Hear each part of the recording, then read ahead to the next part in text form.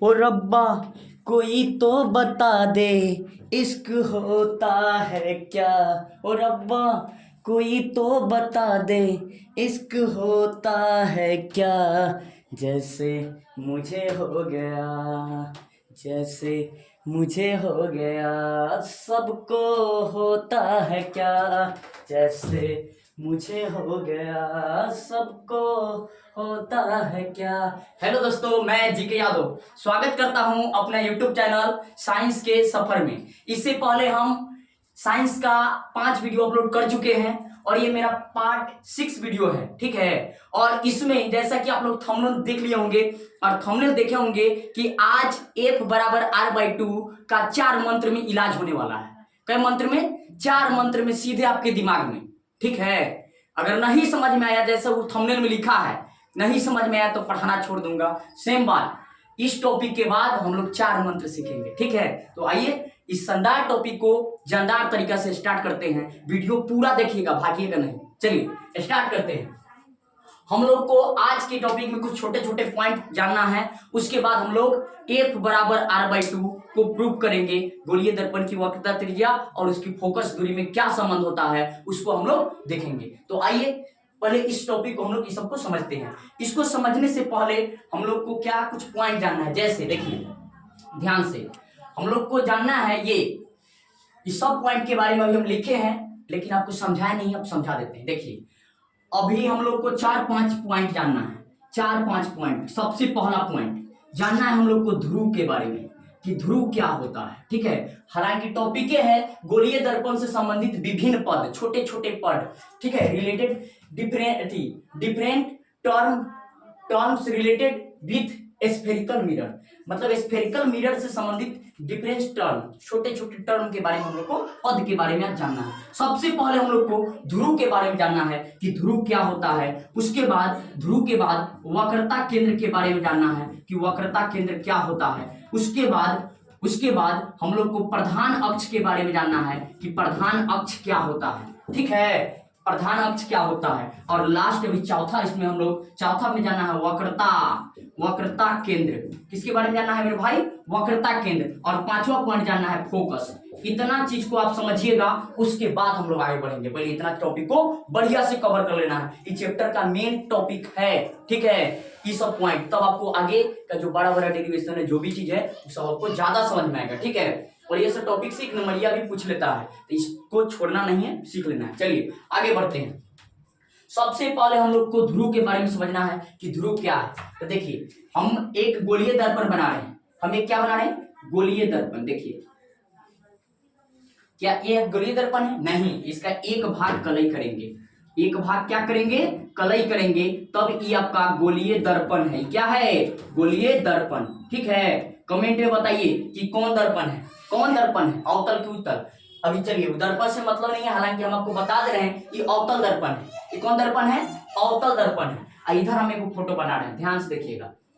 इधर ये इधर बना रहे हैं, ये कौन दर्पण है? ये उत्तल दर्पण है। हम आपको जैसा कि बताए हैं, क्या बताए हैं कि अगर बाहर से रंगिएगा तो बनेगा अवतल दर्पण, अवतल दर्पण। आप अंदर से रंग दिए तो उत्तल दर्पण, ठीक है। तो ये कौन दर्पण है मेरे भाई? ये है अवतल दर्पण। ये कौन दर्पण है? उत्तल दर्पण। तो इसी में हम लोग को जानना है कि कौन, किसको ध्रुव कहेंगे, किसको वक्रता केंद्र कहेंगे, किसको प्रधान अक्ष कहेंगे, किसको वक्रता केंद्र, हाँ, किसको वक्रता त्रिज्या, सॉरी यहाँ पे वक्रता त्रिज्या होगा, किसको वक्रता त्रिज्या कहेंगे, ठीक है। और किसको फोकस कहेंगे, और उसके बाद फोकस दूरी के बारे में जानेंगे, ठीक है। तो आइए इतना टॉपिक के बारे में हम लोग पहले समझते हैं। तो ये एक दर्पण है, कैसा है वो दर्पण में देख रहे हैं तो कैसा लग रहा है? गोल। कैसा लग रहा है? गोल। तो गोल है मतलब गोलीय दर्पण, बताए थे ना। वैसा दर्पण जिसका परावर्तक सतह गोल हो तो उसे गोलीय दर्पण कहते हैं। जिसका परावर्तक सतह गोल हो उसे क्या कहते हैं? गोलीय दर्पण कहते हैं। समझ में आ रहा होगा आपको, ध्यान से देखिए, पूरा समझ में आएगा। लिखना भी है, हाँ। तो ये गोलीय दर्पण है, तो हम लोग को गोलीय दर्पण है। तो गोलीय दर्पण का पूरा एक मध्य वाला भाग ये है, बीच वाला है। तो गोलीय दर्पण की ये मध्य बिंदु जो है, ये वाला, इसको मध्य बिंदु बोलते हैं। मध्य बिंदु, इसी को तो मेरे भाई क्या कहते हैं? ध्रुव कहते हैं। क्या कहते हैं? ध्रुव कहते हैं। क्या कहते हो? ध्रुव। तो ध्रुव कोई पूछे आपसे कि ध्रुव किसे कहते हैं तो क्या बोलेंगे? गोलीय दर्पण के मध्य बिंदु को ध्रुव कहते हैं। हाँ, इसको इंग्लिश में पोल कहते हैं, पोल, इसीलिए इसको सूचित करते हैं पी से, तो इसको पी लिख देंगे। समझ में आ गया होगा? अरे हाय, गोलीय दर्पण के मध्य बिंदु को ध्रुव कहते हैं। गोलीय दर्पण के मध्य बिंदु को ध्रुव कहते हैं। चलिए आगे बढ़ते हैं, समझ में आ गया? गोलीय दर्पण के मध्य बिंदु को ध्रुव कहते हैं। एक नंबरिया में पूछेगा गोलीय दर्पण के मध्य बिंदु को क्या कहते हैं, तो ध्रुव कहते हैं। ठीक है, अब इसका एक दूसरा डिफिनेशन भी हो सकता है।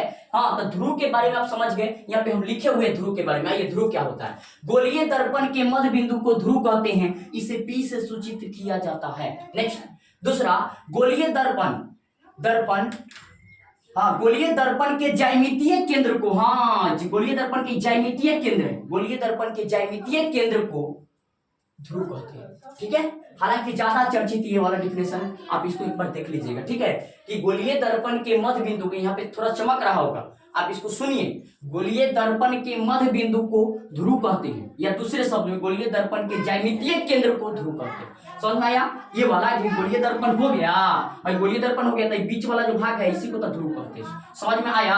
गोलीय दर्पण के बीच वाला, यहाँ पे कोई लड़का कहे कि यहाँ पोल है, मान लीजिएगा, यहाँ ध्रुव है, मान लेंगे? नहीं, ये कहाँ होता है? पूरा बीच में।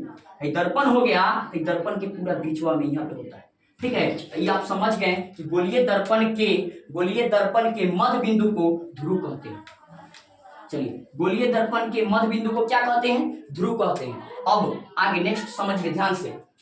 गोलीय दर्पण के मध्य बिंदु को ध्रुव कहते हैं। ये एक गोलीय दर्पण है, ये क्या है? गोलीय दर्पण, मिटा दिए हाल ही में। देखिए, ये एक कौन दर्पण है? गोलीय दर्पण। कौन दर्पण है वो? गोलीय दर्पण है। ठीक है, और इस गोलीय दर्पण है, अब ध्यान से देखिए, थोड़ा सा बढ़िया से बना रहे हैं। ये एक कौन दर्पण? ये है एक गोलीय दर्पण। कौन दर्पण है? गोलीय दर्पण। ठीक है, ये एक गोलीय दर्पण है, और इसके मध्य बिंदु को ध्रुव कहते हैं। ये वाला जो है इसको ध्रुव कहते हैं, यहाँ पे मध्य बिंदु को ध्रुव कहते हैं। नेक्स्ट, ध्रुव आप समझ गए कि गोलीय दर्पण के मध्य बिंदु को ध्रुव कहते हैं। ये वाला, यही इसका भाग क्या है? ध्रुव है। इसी को क्या बोलेंगे? ध्रुव बोलेंगे। इसको क्या बोलेंगे? ध्रुव। क्या बोलेंगे? ध्रुव। अब नेक्स्ट, वक्रता केंद्र जानना है, तो वक्रता केंद्र क्या है? गोलीय दर्पण एक गोले का भाग है। अगर इसको इस तरह से गोला करे तो एक गोला बनेगा। देखिए, ये जो है, इसको अगर हम इस तरह से आगे बढ़ाए तो एक गोला बनेगा। तो गोलीय दर्पण जिस गोले का भाग है, गोलीय दर्पण जिस गोले का भाग है, उस गोले के केंद्र को वक्रता केंद्र कहते हैं। वक्रता केंद्र बड़ा आसान है, इसे सेंटर ऑफ कर्वेचर बोलते हैं, इसीलिए इसे सी से सूचित करते हैं। ये है वो आपका वक्रता केंद्र। यही क्या है मेरे भाई?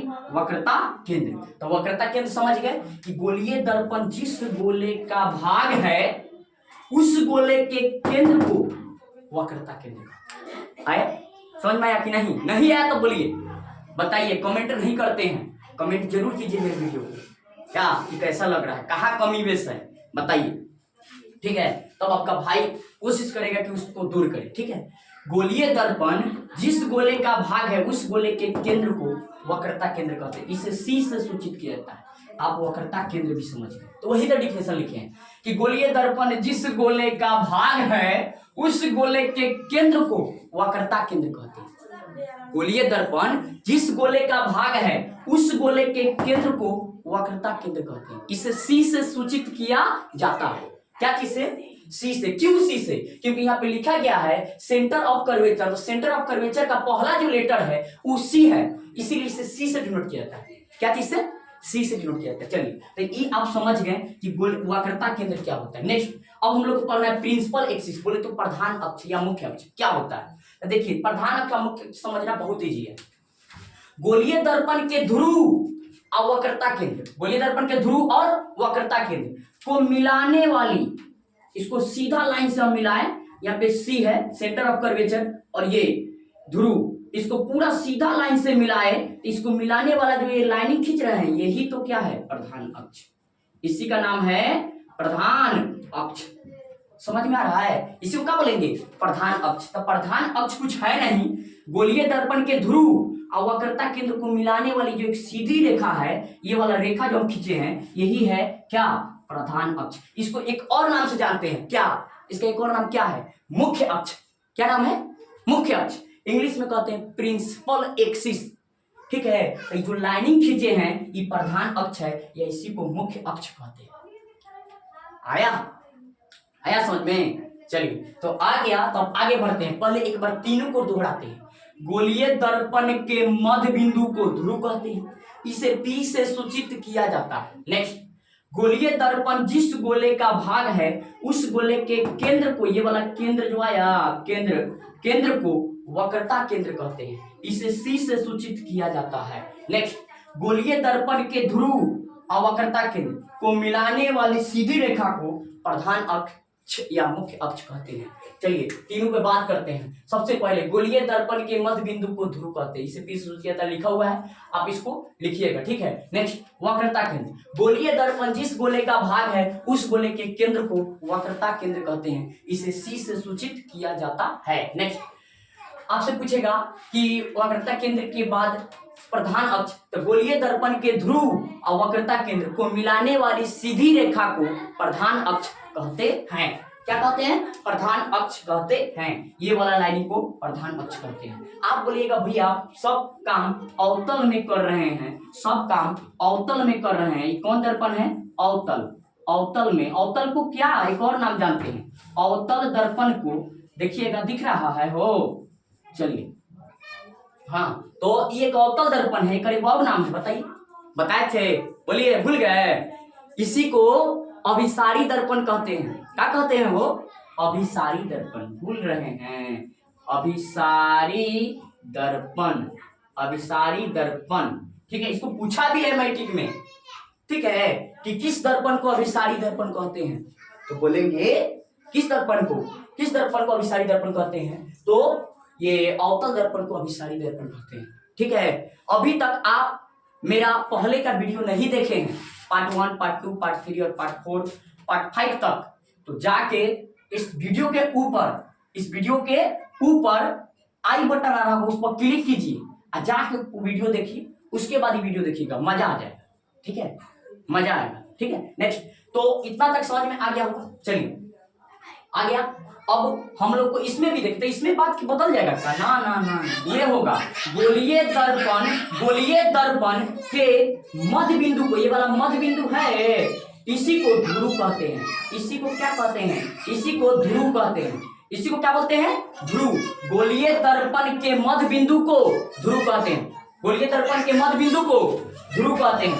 ठीक है, गोलीय दर्पण के मध्य बिंदु को ध्रुव कहते हैं, इसे P से सूचित किया जाता है। आया समझ में? इसे P से सूचित किया जाता है। नेक्स्ट आगे बढ़ते हैं। अब हम लोग को जानना है ये, हाँ, तो इसमें आप बताइएगा, हाँ, इसमें बताइए वक्रता केंद्र इसमें तो इधर था, इसमें वक्रता केंद्र इधर होगा कि इधर होगा? तो बताइए, इसको गोला करेंगे तो इधर ना गोला बनेगा कि हेने बनाइएगा? नहीं, इधर बनेगा, तो इसका वक्रता केंद्र इधर होगा वक्रता केंद्र, इधर होगा इसका वक्रता केंद्र। तो वक्रता केंद्र को C से लिखते हैं, तो यहाँ भी इसका C लिख देते हैं। प्रधान अक्ष इसका जानना हो तो इसको इधर ध्रुव लिखते हैं। ठीक है, ये क्या है वो? ये है ध्रुव। ठीक है, तो इसको मिलाएंगे तो ये वाला जो लाइनिंग है ये है इसका प्रधान अक्ष या मुख्य अक्ष। बोलिए, आया समझ में? प्रधान अक्ष या मुख्य अक्ष। इसको आप डॉटर से भी दिखा सकते हैं, बट इसमें हम पूरा ऐसे ही दिखा रहे हैं, आप इसको डॉटर से भी दिखा सकते हैं, एक दर्पण के पीछे जा रहा है। ठीक है, बोलिए, आया समझ में? गोलीय दर्पण के मध्य बिंदु को ध्रुव कहते हैं। गोलीय दर्पण जिस गोले का भाग है उस गोले के केंद्र को क्या कहते हैं? वक्रता केंद्र कहते हैं। गोलीय दर्पण के ध्रुव और वक्रता केंद्र को मिलाने वाली सीधी रेखा को प्रधान अक्ष कहते हैं। ठीक है, प्रिंसिपल एक्सिस या मुख्य अक्ष कहते हैं। अब जानते हैं वक्रता त्रिज्या। तो वक्रता त्रिज्या क्या है? बड़ा आसान है समझ में। देखिए, गोलीय दर्पण जिस गोले का भाग है उस गोले की त्रिज्या को, जैसे आप थोड़ा सा इधर जान लीजिए, आप वृत्त के बारे में पढ़े होंगे, तो ये क्या है? एक वृत्त। ये क्या है? वृत्त। ये वृत्त का क्या है? बाहर वाला परिधि का है, परिधि। नहीं पढ़े हैं तो पढ़िएगा, आगे पहले सुन लीजिए। गोलीय दर्पण ये वृत्त का क्या है, परिधि, ये है वृत्त का केंद्र, ये है वृत्त का क्या, केंद्र। तो वृत्त के केंद्र और उसकी परिधि को मिलाने वाली रेखा को क्या कहते हैं, उसका वृत्त का त्रिज्या कहते हैं। सेम यहाँ पे वही समझना है। गोलीय दर्पण जिस गोले का भाग है उस गोले की त्रिज्या को, यहां से यहां तक उसकी त्रिज्या हो, उस गोले की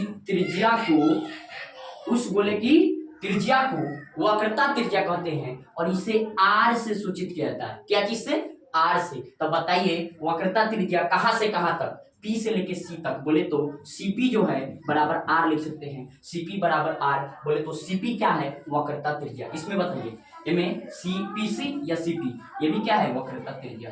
तो आया समझ में, वक्रता त्रिज्या किसे कहते हैं, गोलीय दर्पण जिस गोले का भाग है उस गोले की त्रिज्या को वक्रता त्रिज्या कहते हैं। इसे आर से सूचित किया जाता है। इसे क्या चीज सूचित करते हैं, इसे आर से सूचित किया जाता है। ठीक है, इसे आर से सूचित किया जाता है। नेक्स्ट दूसरे शब्द में भी इसको बोल सकते हैं कि गोलीय दर्पण के ध्रुव और वक्रता केंद्र के बीच के दूरी को वक्रता त्रिज्या कहते हैं। बोल सकते हैं गोलीय दर्पण की ये ध्रुव है, ये वक्रता केंद्र के बीच की जो दूरी है इसको क्या बोलेंगे, वक्रता त्रिज्या। क्या बोलेंगे, वक्रता त्रिज्या। इतना तक आपको समझ में आ गया होगा। चलिए अब हम लोग को आगे बढ़ रहे हैं। उससे पहले आप ये चारों टॉपिक समझ गए। चारों टॉपिक के बारे में हम एक बार आपको फिर से बता दे रहे हैं कि गोलीय दर्पण के मध्य बिंदु को ध्रुव कहते हैं। नेक्स्ट यहाँ पढ़ के ही बता दे रहे हैं। गोलीय दर्पण जिस गोले का भाग है उस गोले के केंद्र को वक्रता केंद्र कहते हैं। इसे सी से सूचित करते हैं। प्रधान अक्ष, गोलीय दर्पण के ध्रुव और वक्रता केंद्र को मिलाने वाली सीधी रेखा को प्रधान अक्ष कहते हैं। वक्रता त्रिज्या, गोलीय दर्पण जिस गोले का भाग है उस गोले की त्रिज्या को वक्रता त्रिज्या कहते हैं। इसे आर से सूचित किया जाता है। ठीक है, दूसरे शब्द में बोल सकते हैं कि गोलीय दर्पण के ध्रुव और वक्रता केंद्र के बीच के दूरी को, ये जो दूरी है सी और पी के बीच की दूरी, इसको वक्रता त्रिज्या कहेंगे। ठीक है, अर्थात सीपी बराबर कोई पूछे तो कहिएगा आर बोले तो वक्रता त्रिज्या। ठीक है, इतना तक आपको समझ में आ गया होगा। तो आप इसका स्क्रीनशॉट कीजिए। अब हम लोग को एक टॉपिक ये बच गया, फोकस के बारे में समझना है। तो इतना आप समझ गए, इसको जल्दी लिख लीजिए। ठीक है, चलिए आगे बढ़ते हैं। इसको हम फिगर को यही फिगर बना लीजिएगा। इस फिगर को सबसे ऊपर बनाना है। तो परिभाषा लिखने चलिएगा कि फिगर को सबसे ऊपर या नहीं तो सबसे नीचे बनाइए। ठीक है, हाँ ऐसे ऊपर लिखिएगा फिगर और नीचे परिभाषा, बढ़िया लगता है, अच्छा लगेगा। ठीक है, ये फिगर बना लीजिएगा, बन जाएगा।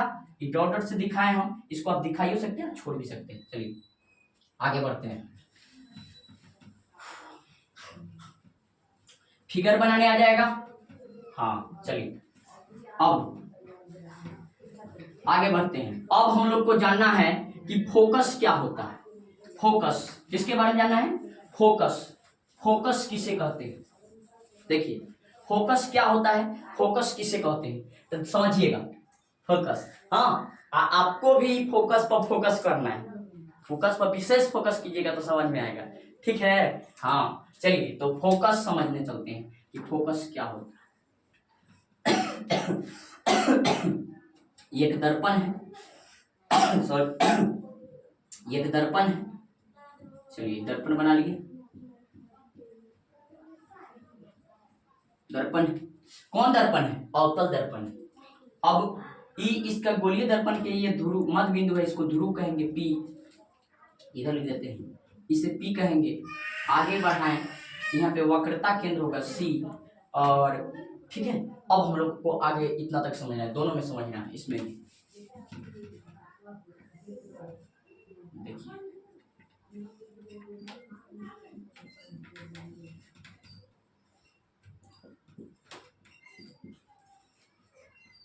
प्रधान अक्ष हो गया, ये ध्रुव हो गया। ठीक है,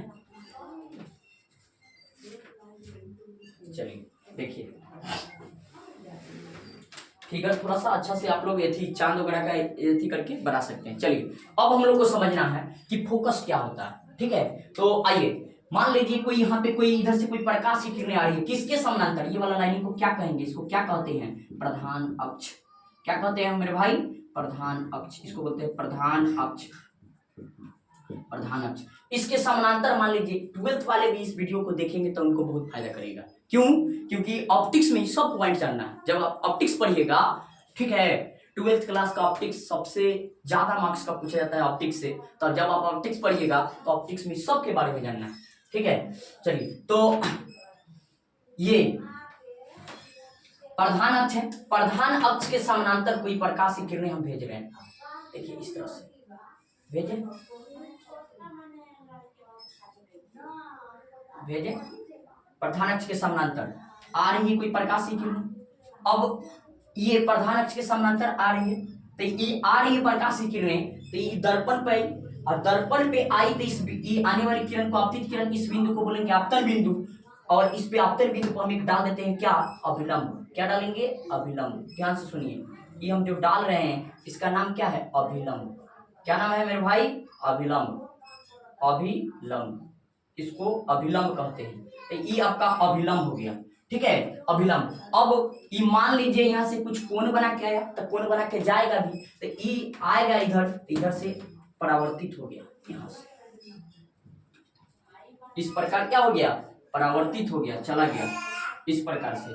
मान लीजिए आई बना के आया, आर बना के चला गया, तो ये परावर्तित हुआ, तो ये परावर्तित हुआ, तो ये परावर्तित होने में प्रधान अक्ष के जिस बिंदु पे मिला उसी को तो फोकस कहते हैं, उसी को क्या बोलते हैं, फोकस। अर्थात प्रधान अक्ष के समानांतर, प्रधान अक्ष के समानांतर आने वाली प्रकाश की किरणें दर्पण से परावर्तन के बाद प्रधान अक्ष के जिस बिंदु पर मिलती है, इनमें क्या हुई है, यहाँ पे क्या हुई है, ये जो है प्रकाश की किरणें यहाँ पे क्या होती हुई प्रतीत हो रही है, यहाँ पे ये मिलती है, मिलती है या आती है। इसमें देखिए इधर प्रधान अक्ष के समानांतर कोई किरण आया, अब इस बिंदु को कहेंगे आपतन बिंदु, इधर इसका वक्रता केंद्र होगा, वक्रता केंद्र से हम इस पे क्या डालेंगे, अभिलंब। क्या डालेंगे, अभिलंब। सीखिए ध्यान से, इस पे हम एक अभिलंब डाल दिए, ठीक है, ये क्या है, अभिलंब, अभिलंब डाल दिए।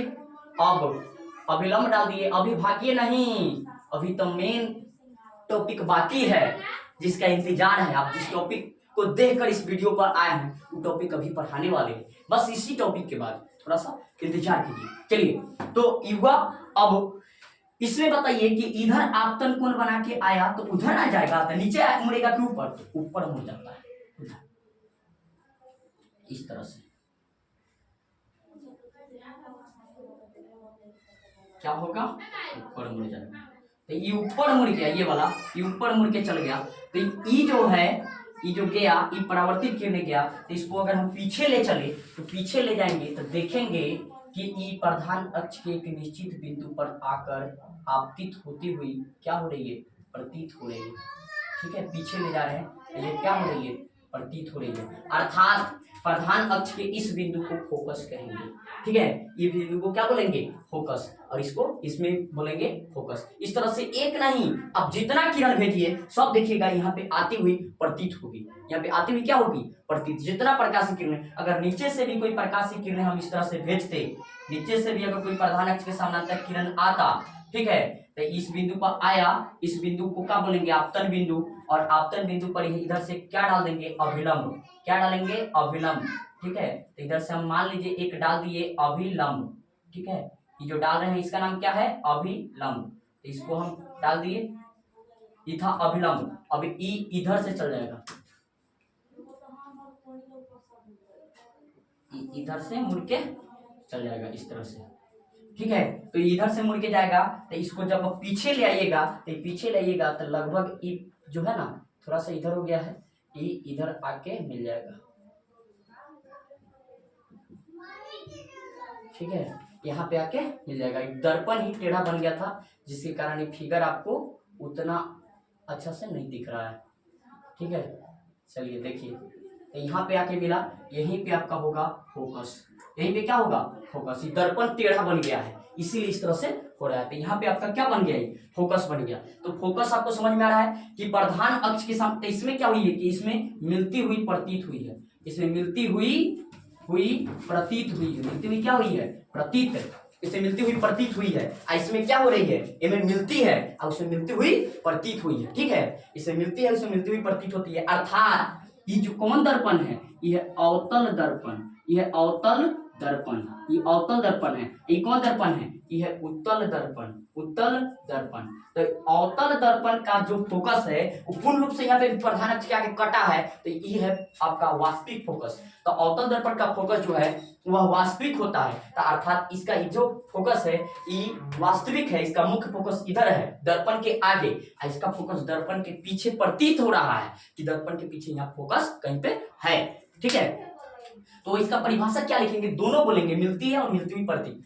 प्रधान अक्ष के समानांतर, प्रधान अक्ष के समानांतर आने वाली प्रकाश की किरणें दर्पण से परावर्तन के बाद प्रधान अक्ष के जिस बिंदु पर मिलती है या मिलती हुई प्रतीत होती है, प्रधान उसे क्या कहते हैं? फोकस कहते हैं। इसे एफ से सूचित किया जाता है। ठीक है, इसका डिफिनेशन ऊपर लिखा हुआ है, आप इसको देख के लिख सकते हैं। ठीक है, फोकस आपको समझ में आ गया होगा कि फोकस क्या होता है। प्रधान अक्ष के समानांतर आने वाली प्रकाश की किरणें दर्पण से परावर्तन के बाद प्रधान अक्ष के जिस बिंदु पर मिल जाएगी, यहाँ पे मिली तो यही फोकस। इसमें देखो यहाँ पे मिलती हुई प्रतीत हुई तो ये फोकस। तो अब आपसे यहाँ से क्वेश्चन पूछेगा कि अवतल दर्पण का फोकस होता है तो वास्तविक, क्या कि यहाँ वास्तविक फोकस, इसका अवतल का वास्तविक फोकस होता है। इसका कैसा फोकस होता है? वास्तविक फोकस। ठीक है, इसका वास्तविक फोकस होता है। इसका कैसा फोकस होगा?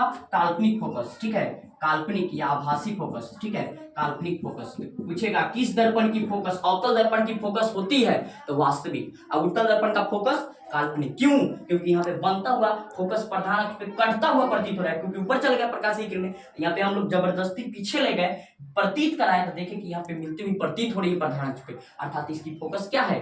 यहाँ पे फोकस जो है ये आभासी है, इसका फोकस वास्तविक है। आया समझ में? ये दोनों आपको समझ में आ गया होगा। चलिए अब आगे बढ़ते हैं, इसको आप स्क्रीनशॉट कर लीजिए, फिगर बना लीजिएगा।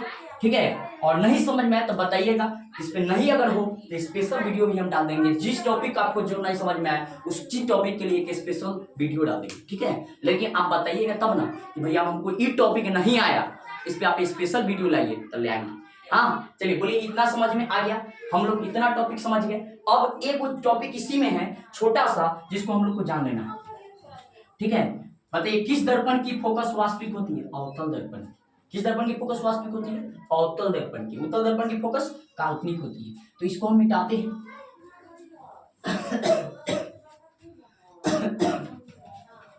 चलिए अब हम लोगों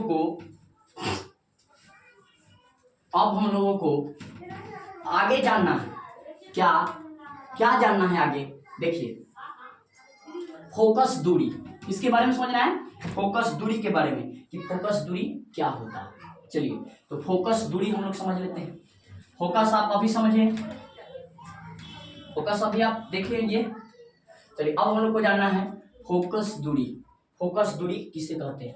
फोकस दूरी क्या होता है? तो आइए फोकस दूरी के बारे में हम लोग पढ़ते हैं कि फोकस दूरी किसे कहते हैं। फोकस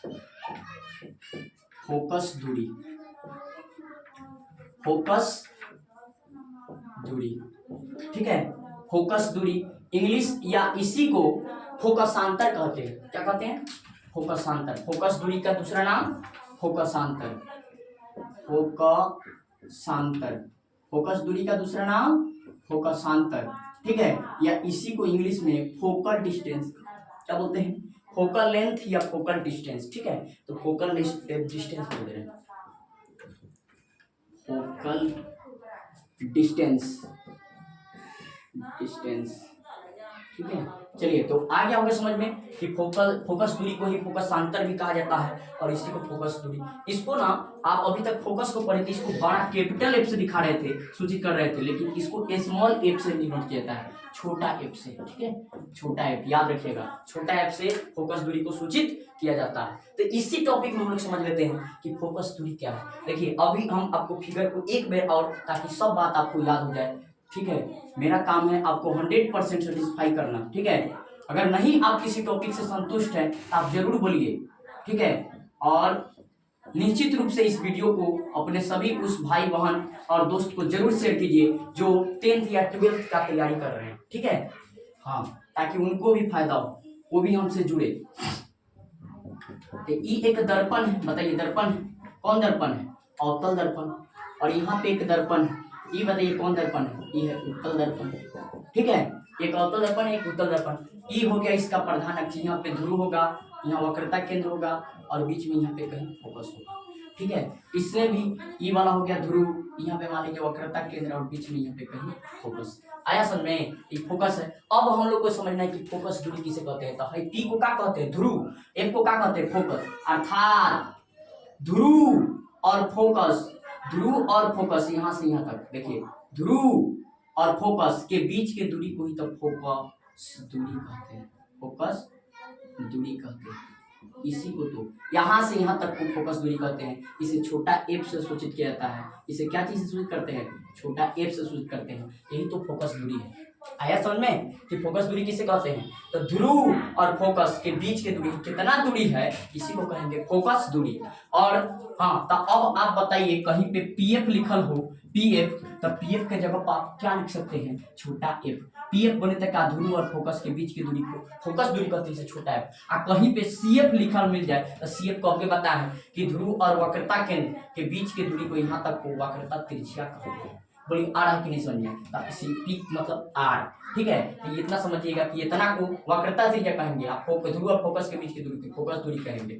आया समझ में। चलिए तो इसको नोट कर लीजिए, इसको लिख लीजिए। क्या लिखेंगे कि ध्रुव, गोलीय दर्पण के ध्रुव, गोलीय दर्पण के ध्रुव, सुनिए ध्यान से, ध्रुव एवं फोकस, फोकस के बीच के दूरी को, बीच के दूरी को फोकस दूरी कहते हैं, फोकस दूरी कहते हैं। लिख लीजिएगा, हम बोल दिए, लिख सुन लीजिए। गोलीय दर्पण के ध्रुव और फोकस के बीच के दूरी को फोकस दूरी कहते हैं। इसे छोटा एफ से सूचित किया जाता है। बोलिए आया कि नहीं समझ में, आ गया होगा समझ में। चलिए तो इतना तक आपको समझ में आ गया। अब आगे बढ़ते हैं। जिस टॉपिक का हम लोग को इंतजार था, आप चार मंत्र के बारे में जानना चाह रहे हैं कि चार मंत्र क्या है। भैया साइंस में भी मंत्र सिखा रहे हैं। हाँ, मंत्र आपके लिए यूजफुल है। उस मंत्र की सहायता से 1/r/2 भूलिएगा नहीं कभी। आइए दिखाते हैं क्या है।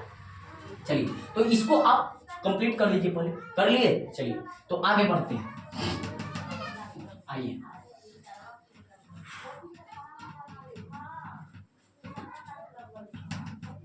अब हम लोगों को देखना है कि गोलीय दर्पण के, हाँ मतलब इसके बारे में देखना है कि गोलीय दर्पण के ध्रुव, गोलीय दर्पण की वक्रता त्रिज्या, गोलीय दर्पण की वक्रता त्रिज्या एवं फोकस दूरी में संबंध, कि क्या संबंध है दोनों में। ठीक है, आइए उसी को देखना है। चलिए, गोलीय दर्पण की वक्रता त्रिज्या और फोकस दूरी के बीच संबंध इसको 2 नंबर के पूछता है, अर्थात फोकस दूरी को एफ से लिखते हैं और उसको ये। तो आइए अब इस शानदार टॉपिक को थोड़ा सा एनर्जी में आइए, ठीक है। और इस शानदार टॉपिक को स्टार्ट करने से पहले एक बात और बोल रहे हैं आपको कि 1 तारीख से 11th और 12th वाले को बोल दीजिए, बता दीजिए ऑर्गेनिक का शानदार क्लास लेकर आ रहे हैं। ठीक है, कै तारीख से, 1 तारीख से। ठीक है, तो अपने सभी भाई बहन दोस्त मित्र सभी को बताइए कि 1 तारीख से जुड़ना ना भूले। 1 तारीख से साइंस के सफर कि पे हर पल, ठीक है, एक्टिव रहे कि कब वीडियो आए। ठीक है, थोड़ा सा हम आपसे क्षमा चाहेंगे, कल आपका वीडियो नहीं मिल पाया। ठीक है, थोड़ा सा लाइट का प्रॉब्लम था। अभी भी बिजली पे ही क्लास आपकी होती है, लाइट नहीं रहता है तो प्रॉब्लम हो जाता है। ठीक है, तो आइए अब हम लोग आते हैं उस टॉपिक को समझते हैं कि क्या है टॉपिक। टॉपिक बहुत जानदार शानदार हाँ टॉपिक है, और ये टॉपिक बच्चा लोग को अक्सर डरा देता है। जो भी स्टूडेंट है जो 10th में या हाँ आगे 12th में भी कितना विद्यार्थी लोग को ये टॉपिक नहीं आता है, तो आइए आज ये वीडियो देखने के बाद हमेशा के लिए आपको आ जाएगा। मात्र 4 मंत्र, कई मंत्र, 4 मंत्र नहीं सिखाया, ऐसा हो ही नहीं सकता है कि वीडियो देखने के बाद आपको समझ में नहीं आए। आइए 4 को मंत्र जानना है, और 4 पहले क्वेश्चन लिख देते हैं कि हम लोग को अभी जो प्रूव करेंगे ना अवतल दर्पण में क्या करेंगे। किस दर्पण में? अवतल दर्पण में। तो यही क्वेश्चन है कि अवतल दर्पण में, अवतल बहुत झकास क्वेश्चन है। ठीक है, अच्छा क्वेश्चन है। अवतल दर्पण में, अवतल दर्पण में प्रमाणित परमाणिक मतलब क्या होता है वो? सिद्ध, सिद्ध करे। अवतल दर्पण में प्रमाणित करे मतलब सिद्ध करे, ठीक है, कि F बराबर R/2, ठीक है, या इसी को बोल देगा कि R बराबर 2F। बात तो वही है, जहां में F क्या है? गोलीय दर्पण की फोकस दूरी। R क्या है? वक्रता त्रिज्या। R क्या है? वक्रता त्रिज्या। तो आइए इसको सीखते हैं हम लोग कि क्या क्या होगा, कैसे होगा, इसको देखते हैं और आगे बढ़ते हैं। चलिए, तो 4 को मंत्र की सहायता से इसको सिद्ध करेंगे। 4 मंत्र, हाँ आइए, वो मंत्र कौन कौन है? वो मंत्र आप जानते हैं लेकिन पहचानते नहीं है कि ये मंत्र को ही कहते हैं, ठीक है। आइए, क्या देखिएगा, ध्यान से सुनिएगा। अब सबसे पहले 4 को मंत्र क्या है? 4 मंत्र इसको एक बराबर R/2 को सिद्ध करने का 4 मंत्र हर विद्यार्थी को याद रहना चाहिए। अगर किसी सीख लेने के बाद कोई विद्यार्थी को ना आए तो 4 को मंत्र आप बता दीजिएगा, ठीक है। आइए, सबसे पहला मंत्र, ठीक है, हम ऑफलाइन में इसको गियर बोलते हैं कि 4 गियर में बराबर R/2 के पास पहुंच जाएंगे, तो इसको मंत्र कहिए, गियर कहिए। 4, पहला आपको परावर्तन का नियम समझ में आना चाहिए। परावर्तन का नियम हर विद्यार्थी को तब ही सिद्ध करने का। दूसरा, ये पहला मंत्र हो गया। दूसरा क्या? एकांतर कोण। दूसरा क्या? एकांतर कोण। एकांतर कोण के बारे में आपको नॉलेज होना चाहिए, ठीक है। तीसरा, समद्विबाहु त्रिभुज। समद्विबाहु त्रिभुज के बारे में, समद्विबाहु त्रिभुज। और चौथा, यदि बी पी के काफी निकट हो। अभी समझ में नहीं आ रहा होगा कि क्या क्या लिख रहे हैं, कुछ समझ में नहीं आ रहा है, अब हम समझाएंगे तब आएगा समझ, ठीक है। चलिए ध्यान से देखिए, परावर्तन का नियम। परावर्तन का नियम पढ़ाए थे ना? हो नहीं पढ़ाए थे? याद है? दूसरा कि जितना आपतन कोण होगा उतने परावर्तन कोण होगा, ठीक है, वही तो परावर्तन का नियम है। तो परावर्तन का नियम आप देखे थे थोड़ा सा। अब हम 1 नंबर पे बात कर लेते हैं कि परावर्तन का नियम। तो ये एक कोई दर्पण है, कोई सतह है, ठीक है, और इस पर कोई प्रकाश की किरण आ रही है, इस तरह से आई, तो ये हो गई आपतित किरण। और जहाँ बिंदु पर आया ये हो गया आपतन बिंदु, और आपतन बिंदु को जो डाले इसका नाम है अभिलंब। क्या नाम है? अभिलंब। और ये जो बना ये है इसका क्या? परावर्तित किरण। तो ये अभिलंब है, ठीक है। इसका नाम अगर हम देते हैं ए ओ, यहाँ ओ दे रहे हैं, ओ एन, और यहाँ बी दे रहे हैं, ठीक है। तो इस तरह से अगर मान लीजिए हम नाम दिए तो ये जो बना आपतित किरण अभिलंब के बीच के कोण को क्या कहते हैं? आपतन कोण। तो ये है आई, कोण आई, आपतन कोण। और ये जो बना ये है आर, परावर्तन कोण। इसमें लिख दे रहे हैं ये है आपतन कोण, ये है परावर्तन कोण, ठीक है। तो ये दोनों हमेशा बराबर होता है। प्रकाश के परावर्तन के नियम से ये दोनों हमेशा क्या होता है? बराबर। अगर हाई बनेगा 20 डिग्री तो यो बनेगा 20, हाई बनेगा 30 तो यो बनेगा 30।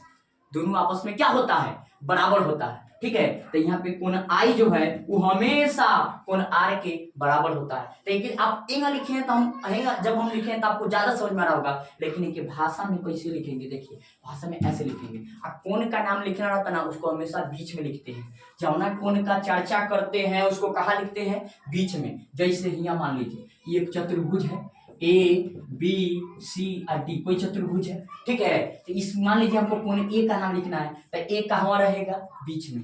जिसको नाम जिसका लिखना रहेगा उसको बीच में। तो ऐसे लिख सकते हैं कोण डी ए बी, या बीच में आया एन से चले तो बीच में आया एन से चले तो, अगर आप एन से चल सकते हैं तो क्या लिख सकते थे? कोण बी ए डी, तभी भी ये बीच में है। तो कोण किसका चर्चा हो रहा है? कोण ए का। जो बीच में है उसका चर्चा हो रहा है, तो कोण ए का चर्चा हो रहा है, तो कोण ए हम लोग बीच में लिखेंगे। जिस कोण की चर्चा करेंगे उसको बीच में लिखेंगे, ठीक है। चलिए अब आइए आगे बढ़ते हैं। तो ध्यान से देखिएगा, हमको है कोण आई का नाम लिखना है, तो कोण आई को कैसे लिखेंगे बताइए? तो बीच में ये ना है, ये कोण के नाम, ठीक है, ढक देंगे, ठीक है। क्या कर देंगे? हो ढक देंगे, इसको इतना को ढक देंगे, इतना को ढक देंगे तो क्या बचेगा? ए ओ बी, इसका नाम कोण ए ओ एन, कोण ई हो गया आपतन कोण, अब बराबर इसको लिखना हो तो क्या लिखेंगे इधर से, कोण, हाँ बी ओ एन, इस देखिए ओ बीच में आया, एक तरीका से और लिखे तो ई आपका कोण का नाम लिखा गया, आया समझ में। तो इस तरह से तो दोनों आपस में बराबर होता है। तो अब परावर्तन का नियम जब लगाएंगे तो हम क्या लिखेंगे, कोण ए ओ बी बराबर कोण क्या लिख सकते हैं, कोण बी बी ओ एन, कोण बी ओ एन, हाँ बी ओ एन, ये कैसे बराबर है, तो परावर्तन के नियम से। ये कैसे बराबर है, तो ये परावर्तन के नियम से बराबर हुआ है, ठीक है। तो आइए इस तरह से हम लोग को परावर्तन के नियम को भी बराबर करना है। हाँ, और ये बात ही नहीं है कि केवल ई समतलित दर्पण के लिए परावर्तन का नियम लागू होता है, नहीं, गोलीय दर्पण के लिए भी परावर्तन का नियम लागू होता है मेरे भाई, देखो कैसे, लेकिन आप समझते नहीं। देखिए ई हो गया प्रधान अक्ष पी, यहाँ हो गया सी, अगर मान लीजिए कोई प्रकाश की किरणें आया, ये हटाइए, उससे कोई मतलब नहीं हो गया। तो ई जो आया इस पे डाल दिए क्या, आपतित किरण, नहीं डाले अभिलंब, ये हो गया आपतन कोण, हाई जो गया ये हो गया परावर्तन कोण, ठीक है। तो ई जो बना ये दोनों आपस में बराबर हो गए, 20 पे 30, ई 30 पे 30, बोलिए आया कि नहीं, आ गया। तो परावर्तन का नियम आप समझ गए होंगे। तो अगर इसका नाम लिखना रहता, अगर यहाँ ए देते यहाँ बी, तो इसका नाम लिखना रहता था कैसे लिखते, कौन, इसका नाम लिखना रहता था कैसे लिखते, इसका नाम, इसका नाम अगर मान लो लिखना हो, कौन का दोनों का नाम लिखना हो तो कैसे लिखेंगे, यहाँ तो एफ होबे करेगा, तो बताइए कैसे लिखेंगे, है कौन का नाम, आई का नाम लिखेंगे, कौन ए बी, तो के कौन ए बी सी, कौन ए बी सी बराबर होगा क्या, कौन सी बी एफ, कौन सी बी एफ।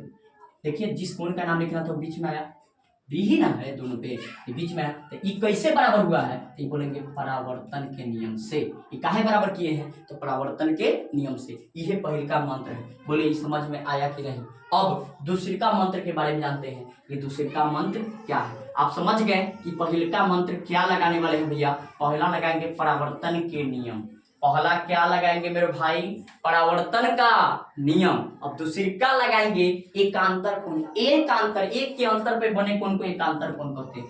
यदि दो समानांतर रेखा को कोई तिर्यक छेदी रेखा इस प्रकार काट रही है, तो इस प्रकार बना अंत एकांतर कोण, या इसको एकांतर कोण बोल दीजिए, एकांतर कोण आपस में बराबर होता है। अगर यहाँ थीटा देता हूँ थीटा, यहाँ बीटा देता हूँ बीटा, यहाँ 20 डिग्री देता हूँ 20 डिग्री, ये हमेशा बराबर होगा। ये है कौन कोण, एकांतर कोण, ठीक है, एकांतर कोण। अगर यहाँ पे इसका ए, यहाँ मान लीजिए बी है, यहाँ सी है, यहाँ डी है, इसका नाम लिखना हो तो कैसे लिखेंगे, भाई कौन है, कौन बराबर है, इसका नाम लिखना है पहले, कैसे लिखेंगे, कौन ए, इसका नाम लिखना है कौन ए बी सी, या ऐसे लिख सकते हैं सी बी ए, वही बात है, यहाँ लिख लीजिए ए बी सी बराबर क्या लिखेंगे, अब इसका नाम लिखना है तो बी बी सी डी, ये कैसे बराबर किए हैं, एकांतर कोण से, कौन से, एकांतर कोण से बराबर किए, दूसरा नियम हो गया, ठीक है।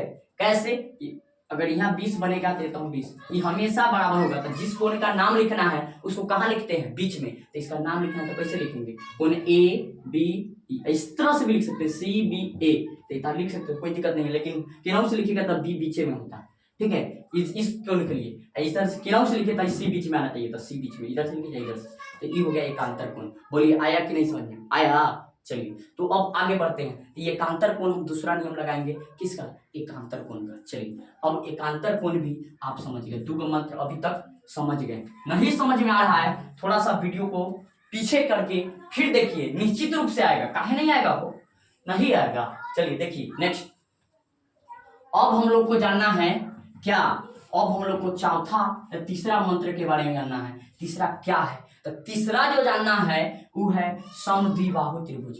तो समद्विबाहु जानते हैं, सम सम इसका नाम है, परिभाषा है समद्विबाहु त्रिभुज, समद्विबाहु त्रिभुज, कौन त्रिभुज, समद्विबाहु त्रिभुज। तो समद्विबाहु त्रिभुज क्या होता है, सम सम मतलब बराबर, अब बाहु मतलब द्वि मतलब दो, अब भुजा बाहु मतलब भुजा, अर्थात जिस त्रिभुज की दो भुजा आपस में बराबर हो उसे समद्विबाहु त्रिभुज कहते हैं। जैसे आप देखिए, जैसे देखिए यहाँ पे हम एक फिगर बनाए, इसमें ई ई आपस में बराबर है, अर्थात ए बी और सी एक त्रिभुज है। तो बताइए क्या क्या बराबर है, ए बी जो है वो AC के बराबर है। तो ई काहे बराबर हुआ है, तो बोलेंगे समद्विबाहु त्रिभुज से। ये काहे बराबर हुआ है, समद्विबाहु त्रिभुज से। ठीक है, अगर इसको फिगर को ऐसे रखें, अगर इस फिगर को हम ऐसे रखें, ध्यान दीजिएगा, ये फिगर को ऐसे रखें, हाँ, अगर इस फिगर को ऐसे रखा जाए, फिर भी आप बता सकते हैं कि कौन इसमें बराबर है और कौन बराबर नहीं है। चलिए बताइए इसमें कौन कौन बराबर है। तो लगभग आपको E और E मतलब A B और C है, तो इसमें AC बराबर AB है। देखिए है तो बहुत बड़ा है ये ना, तनी है, ये तो बहुत बड़ा है आपका E और E बराबर है। तो ये किससे बराबर है, समद्विबाहु त्रिभुज से। ये कैसे बराबर है, तो समद्विबाहु त्रिभुज से ये दोनों आपस में बराबर हैं।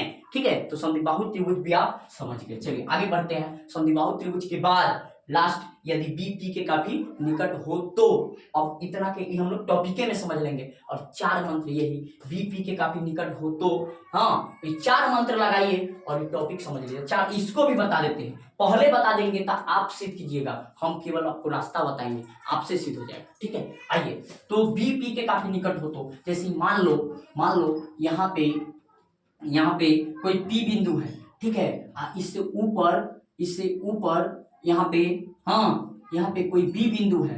ठीक है, और B बिंदु है तो E, अगर मान लीजिए है B जो है ये B P के काफी निकट आ जाए, नहीं ए पर है, हेंगा है खड़ा, आई B के काफी P के पर आके गिर जाए, P पर, तो P के आके पर गिर जाएगा, तो E जो है इस तरह से था, E इस तरह से लाइनिंग में था मान लीजिए, और E आके मान लीजिए कि P पर आके गिर जाता है, B जो है P पर आके गिर जाता है, तो उस क्रम में हम लोग देखेंगे कि ये BC जो है वो PC के क्या हो जाएगा बराबर, बोले तो BC बराबर हो जाएगा कथी, PC, BC बराबर PC, क्या कि हेंगा था गिरेगा तो बराबर हो जाएगा, इसके बराबर, ई लाइनिंग के बराबर ही हो जाएगा। ठीक है, तो ये समझना है। अब इतना तक आप समझ गए, आगे बढ़ते हैं और फॉर्मूला पे आते हैं। ठीक है, चलिए तो ध्यान दीजिएगा, निश्चित रूप से समझ में आएगा।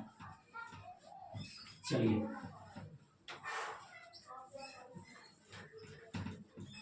अब आपका इस टॉपिक पे विशेष फोकस होना चाहिए कि थोड़ा सा ये टर्म यहाँ से टॉप आ गया है, टॉप है तो टॉपे लेवल को पढ़ने में तो मजा आता है, आसान तो सब कोई पढ़ता है। ठीक है, आइए वीडियो देखने के बाद दोबारा ना देखना पड़े, इस तरह से इस वीडियो को देखिए। ठीक है, भागिए नहीं देख छोड़ के।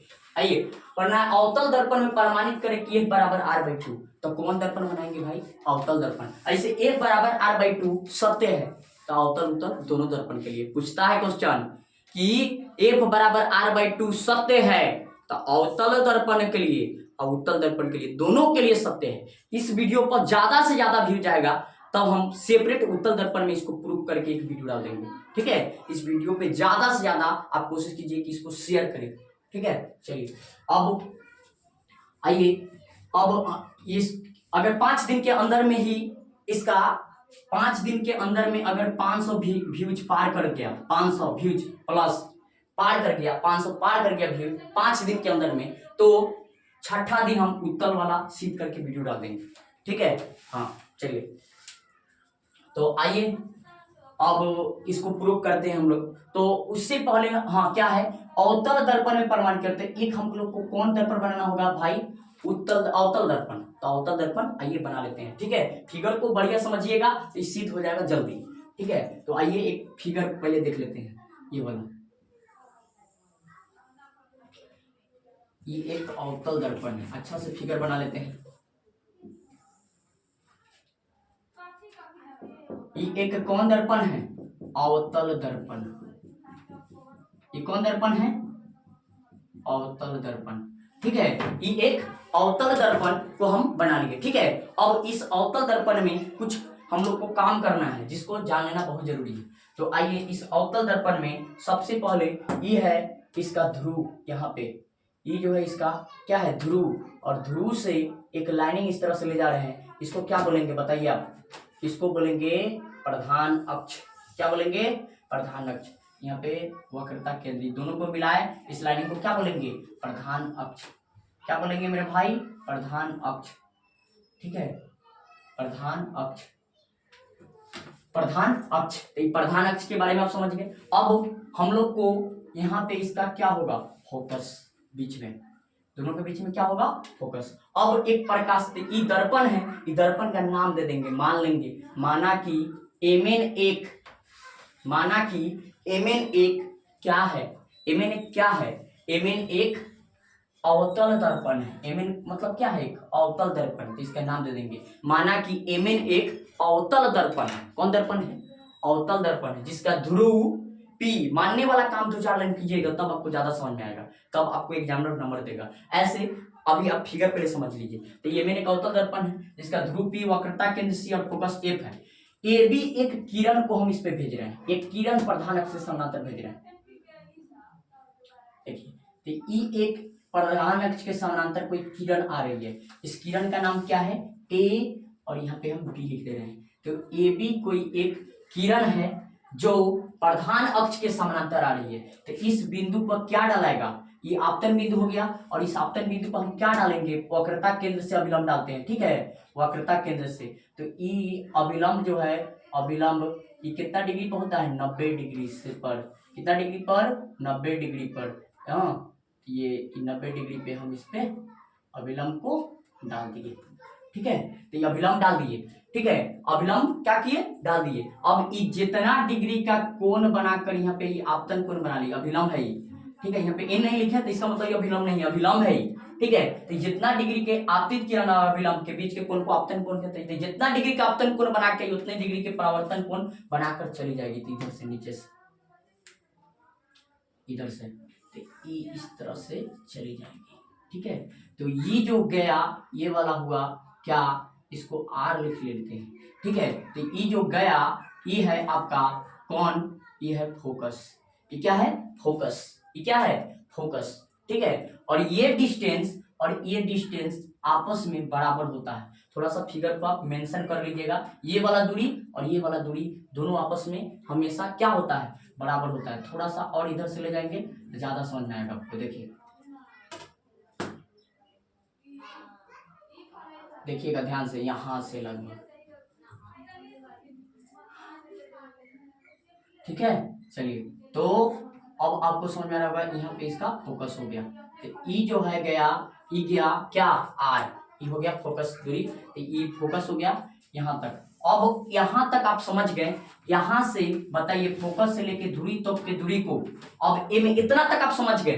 अब ध्यान दीजिएगा तो समझ में आएगा, ना तो बाउंस मारेगा, बाउंस तो मारने नहीं देंगे। आइए ना, देखिए क्या, गोलीय दर्पण के ध्रुव और फोकस के बीच की दूरी को क्या कहते हैं, बताइए। फोकस दूरी इतना को कहेंगे छोटा एफ, क्या कहेंगे, छोटा एफ। और गोलीय दर्पण के ध्रुव और वक्रता केंद्र के बीच की दूरी को वक्रता त्रिज्या कहते हैं। बोले तो सी से लेके पी तक के दूरी को, सी से लेके पी तक के दूरी को क्या कहेंगे, बताइए, जल्दी बताइए। सी से लेके पी तक की दूरी को आर कहेंगे। अब ये बताए थे कि सी पी जहां मिलेगा वहां आर रखेंगे।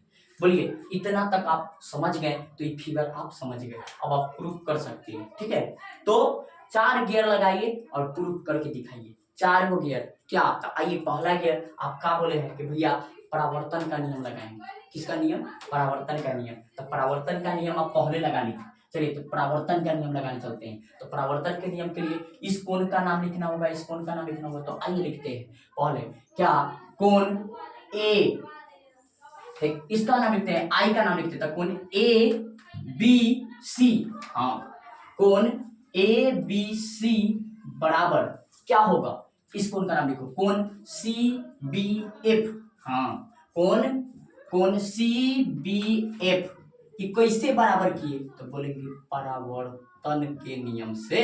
कैसे बराबर हुआ है वो, परावर्तन के नियम से। ये कैसे बराबर हुआ, परावर्तन के नियम से। चलिए, थोड़ा एनर्जी में रहिए। इब हो गया।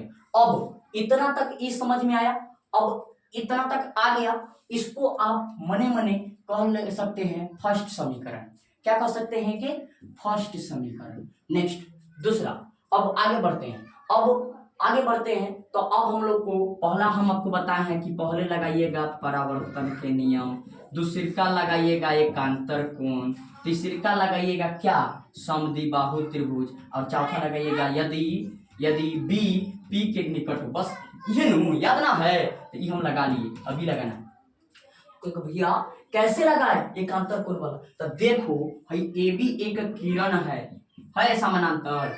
आप सी सी सी और पी एक दूसरा किरण रेखा है, और इसको यहाँ से देखो तो बी बिंदु से एक तिर्यक छेदी रेखा इस तरह से सी पर से काट रहा है। तो ये दो समानांतर रेखा है, इसको कोई तिर्यक छेदी रेखा काट रहा है। अगर यहाँ आई बना तो हेतु का बनना चाहिए बताइए? आई, तो हेतु आपका आई ए बनेगा। तो का है कहते एकांतर कोण से दोनों बराबर है, मतलब ई कोण दोनों आपस में बराबर है। तो दोनों का नाम कैसे लिखिएगा? हो कोण हेकर आई बराबर है, ई कोण आई कोण आपस में बराबर है। तो नाम कैसे लिखिएगा बताइए? कोण ए, हाँ बोलिए हाँ बी, ओकरा बाद सी बराबर। इसका नाम कैसे लिखिएगा? तो जौना के लिखना रहता है ओके कहाँ रखते हैं? बीच में। कहाँ रखते हैं भाई? बीच में। तो बीच में इसको रखते हैं, बोलो कौन? B C P, B C P होगा ना? बी सी पी, या यहाँ पे अगर मान लीजिए एफ हो तो क्या लिखेंगे? B C F, B C F. हाँ लिखेंगे कि नहीं? लिखेंगे, जो होगा वो लिखेंगे फिगर में। तो इस तरह से इसका आप लिखते हैं इसमें। तो देखिए ए बी एक किरण, एक सीपी एक क्या है? लाइनिंग है, और इसको प्रधान अक्ष के समानांतर कोई दो रेखा मान लीजिए। तो इस डॉट वाला जो लाइनिंग है इसको तिर्यक छेदी रेखा काट रही है कि नहीं? काट रही है। तो ये ई कोण और ई कोण आपस में बराबर होगा, आई आई बराबर होगा। तो दूसरा हम लोग क्या लगा देंगे कि कोण ए बी सी बराबर, कोण ए बी सी बराबर, ये वाला कोण ए बी सी बराबर कोण बी सी एफ। हाँ बहुत अच्छा, कोण बी सी एफ। इसको काहे लिखे हैं? कहेंगे ये एकांतर कोण से लिखे हैं। कथी से लिखे हैं? वो एकांतर कोण से लिखे हैं। ये कह देंगे कौन समीकरण? सेकेंड समीकरण। क्या कहेंगे? हो सेकेंड समीकरण। चलिए तो दो को गियर लगा लिए। अब तीसरा लगाना है समद्विबाहु त्रिभुज। तीसरा क्या लगाना है? समद्विबाहु त्रिभुज। याद ना है मंत्र? ठीक है, पहला मंत्र हो गया, दूसरा तीसरा मंत्र, ठीक है, तीसरा का मंत्र। तो ये आप समझ गए। तीसरा लगाना है समद्विबाहु। अब बोलिएगा समद्विबाहु में कहाँ है? तो एक बात याद कीजिए, देखिए इस फिगर में थोड़ा सा गौर से देखिए और ध्यान से देखिए, तब तो आपको समझ में आएगा, नहीं तो ऊपरे से चल जाएगा। ठीक है, यहाँ से देखिए, यहाँ पे एफ है और यहाँ बी है और यहाँ सी है।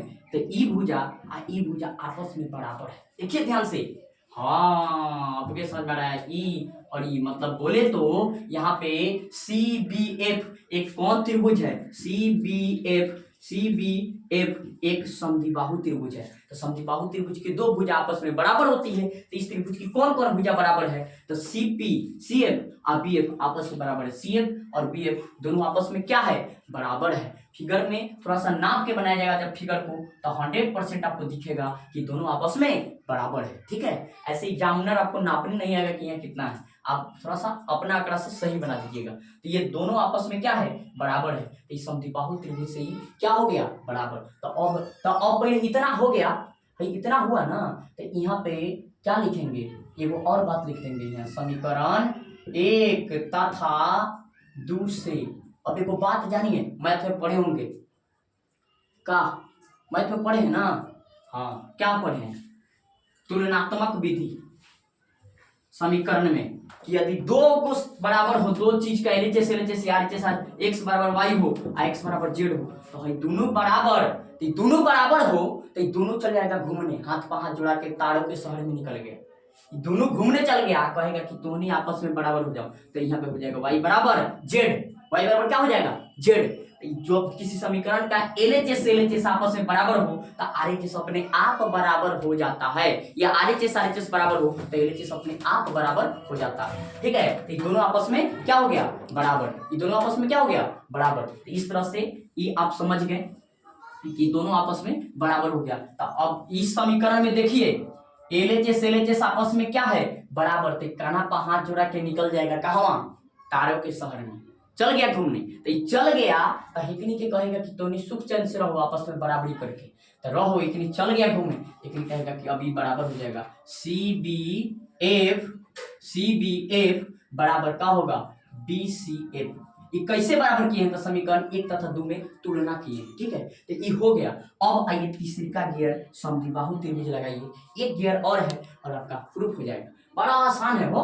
आइए तो समद्विबाहु त्रिभुज बड़ा हम लोग आते हैं तो समद्विबाहु त्रिभुज में ये ना बन रहा है तो इसका ई भुजा ई भुजा आपस में का है वो बराबर है, ई आई आपस में बराबर है तो ई बोले तो सी एफ बराबर क्या लिख सकते हैं बी एफ या बी एफ बराबर सी एफ। तो आइए लिख लेते हैं हम लोग बी एफ बराबर सी एफ। अगर यहाँ से ना समझ में आएगा तो हिंगा ले लीजिएगा बी एफ एम ए का सी एफ। एक कह लीजिए कौन समीकरण थर्ड समीकरण, कौन समीकरण थर्ड समीकरण, एक दो मान लिए थे। अब आइए लास्ट और आपका प्रूफ हो गया। आइए लास्ट, तो लास्ट अब लगाना है कि यदि बी, हाँ यदि बिंदु बी, यदि बी पी के काफी निकट हो, यदि बी पी के काफी क्या हो निकट हो, तो निकट मतलब है बी, देखिए हम बताए थे है बी है, आई बी गिर जाए पी पर तो पहले क्या था, बी है बी, यहाँ से देखिए पहले था बी एफ, आई गिरेगा तो कितना बराबर हो जाएगा पी एफ के ठेंगा था, तो बी अगर पी के भी आ जाए तो है बी जो इसका बराबर हो जाएगा, अर्थात क्या हो जाएगा बी एफ है जो देखिए ध्यान से बी एफ है जो बी एफ है ये बी एफ कितना बराबर हो जाएगा पी एफ के, तो ये अगर निकट हो तो क्या हो जाएगा, ये अगर निकट हो तो क्या हो जाएगा बी एफ बराबर क्या हो जाएगा बी एफ। ठीक है, ये हो गया फोर्थ समीकरण। और यहां से फिर देखिए फिर तारों के शहर वाला बात आ गया, आया ना आया था, देखिए क्या इस समीकरण 3 का देखिए एलएचएस, समीकरण 3 का एलएचएस देखिए क्या है बी एफ, और समीकरण 4 का एलएचएस देखिए क्या है बी एफ। तो दोनों बराबर तो कहा जाएगा घूमने, तो ई बराबर तो क्या लिखाएगा वो बताइए, समीकरण कितना, समीकरण 3 तथा 4 से, समीकरण 3 तथा 4 से, तो ई घूमे चल गया, जाओ हमने गायब, आहे के कहेगा कि का हो जाओ बराबर, का होगा बताइए तो सी एफ बराबर का थी पी एफ। बोलिए मेरे भाई आया कि नहीं आया। चलिए अब इतना तक हम लोग आ गए हैं, थोड़ा सा दिमाग लगा देना, थोड़ा सा क्या लगा देना दिमाग, थोड़ा सा बस। सी एफ लिखल है, क्या लिखा हुआ है सी एफ, तो सी एफ जो यहाँ लिखल है इस सी एफ जो लिखल है इस सी एफ को कुछ कर रहे हैं का फिगर में, कुछ नहीं कर रहे हैं, देखिए ना भाई सी एफ को कुछ कर रहे हैं नहीं, सी एफ बराबर कुछ नहीं है, भले पी एफ रहता यहाँ, भले सीपी मिलता तो सीपी को आर कह लेते, पी एफ मिलता तो पी एफ को एफ कह लेते, लेकिन हई पी सी एफ को कुछ नहीं ना कर रहे हैं, सी एफ को कुछ कर रहे हैं का नहीं कर रहे हैं, तो क्या करेंगे एक बात समझो, मान लो इतना बड़का एक रस्सी गोलू खरीद के लाए, कौन गोलू एक मान लीजिए ए बी 10 मीटर एक लंबा रस्सी खींच के ले आया, कई मीटर भाई 10 मीटर लंबा रस्सी खींच के ले आया, और उसका भाई भोलू चुपके से क्या किया कि पी बिंदु पर से 5 मीटर काट के भाग गया, हई कितना होगा बताइए, आप कहिएगा 5 होगा, 5 काट के भाग गया तो 10 था 5 होगा, इतना आसान क्वेश्चन पूछते हैं, तो 5 होगा तो क्या किए हैं आप, पूरा में से बोले तो ए बी में से जितना काट के ले गया उतना को घटा लिए हैं, तो काट के कितना ले गया है, हेने से अगर देखिए हेने से मान लीजिए इतना पर से 5 मीटर काटा तो काट के कितना ले गया है, कितना काट के ले गया है बीपी या पीबी, तो आपका निकल गया है, निकल गया है, तो इतना आप घटा है, सेम बात इतना को निकालना है, तो इतना मान लो 10 मीटर लंबा रस्सी है, इतना में से इतना को घटा लेंगे, इतना में से इतना को घटा लेंगे तो ये निकल जाएगा। तो आइए CF जो है CF के जगह पक्का लिख सकते हैं CP माइनस PF, ना समझ में आया, है 10 मीटर लंबा रस्सी है, पर से 5 मीटर काट के कोई ले जा रहा है, कितना बचेगा, का कीजिएगा इतना निकालेला, का कीजिएगा पूरा में से इतना को का कर लीजिएगा घटा लीजिएगा, तो आइए क्या लिख सकते हैं CP माइनस PF, अब बराबर था PF, वाह वाह वाह मजा आ रहा है, CP का CP अब बराबर PF के PF माइनस PF है ना, फेंकिए तो हेने आके बनेगा प्लस PF बना। अब क्या करेंगे CP के CP एगो PF है एगो PF, कई गो PF दूगो PF, तो दूगो PF लिख देंगे, दूगो PF, ठीक है दूगो PF। अब है CP को कुछ कह रहे थे, हाँ भैया CP को R कह रहे थे, R रखिए, चलिए R रख देते, बहुत अच्छा, दू के दू पीएफ को कुछ कह रहे थे, हाँ पीएफ को क्या कर रहे थे एफ, तो एफ रख देते हैं, वाह एफ रख दिए, अर्थात यहाँ से सिद्ध हो गया आर बराबर 2f, आर बराबर क्या सिद्ध हो गया 2f, ठीक है। यहाँ से अगर f का मान निकाले तो f बराबर 2 गुना में यानी आएगा बटा में r बराबर 2f, आपका फॉर्मूला प्रूफ हो गया। लेकिन कहिएगा भैया कहाँ कुछ लिखवाए हैं, तो ये आपको एक तरीका बताया है कि इस तरह से 4 गेयर में 4 मंत्र में ये बराबर r/2 सिद्ध होगा। अगर आपको अभी भी नहीं आया, वीडियो को दोबारा एक बार और इसको हम बताने जा रहे हैं, ध्यान से देखिए। आएगा नहीं आएगा, सवाल ही नहीं पैदा होने देंगे कि नहीं आएगा। आइए देखिए, और अपने भाई को थोड़ा सपोर्ट की आवश्यकता है, ठीक है, सपोर्ट कीजिए हमको। चलिए तो आगे बढ़ते हैं। ये आपको आ गया होगा तो भैया अब तो हम बना लेंगे, तो अभी कहाँ हुआ, तनी में जीरा मरीच धनिया पुदीना डाल देना होगा, ना डालेंगे तो कैसे होगा का। आइए तो इसको डालते हैं, थोड़ा तपना पड़ेगा, नहीं तपिएगा तो कुछ नहीं है, आपको तपना पड़ेगा का।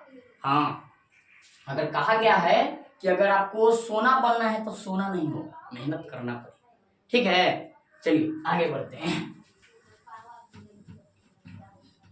अभी नहीं, अब सिखाएंगे इसका। अभी तो आपको 4 मंत्र के बारे में बताए थे, अब इसमें कुछ मान कर सिद्ध होगा और क्लास यहीं पे रुकाएंगे। और कल का जो मेरा क्लास होने वाला है और शानदार क्लास होने वाला है, प्रतिबिंब निर्माण, ठीक है, प्रतिबिंब निर्माण, ठीक है। तो आइए इसको देखते हैं। अभी इस वीडियो को अपलोड भी करना है, तो आइए आगे बढ़। हाँ, तो क्या करते हैं, मानेंगे सबसे पहले यहाँ पे हल मानेंगे। माना कि, थोड़ा सा मार्कर चेंज करते हैं।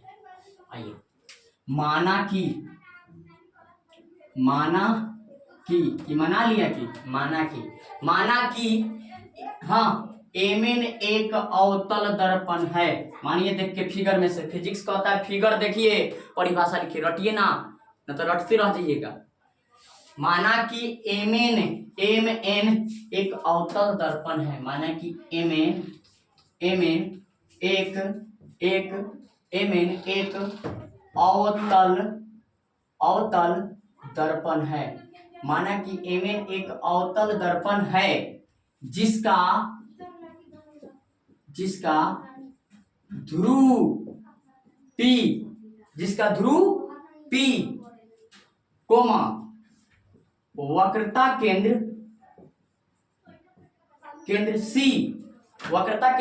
C एवं फोकस F है। माना कि एमएन एक अवतल दर्पण है जिसका ध्रुव P वक्रता केंद्र C एवं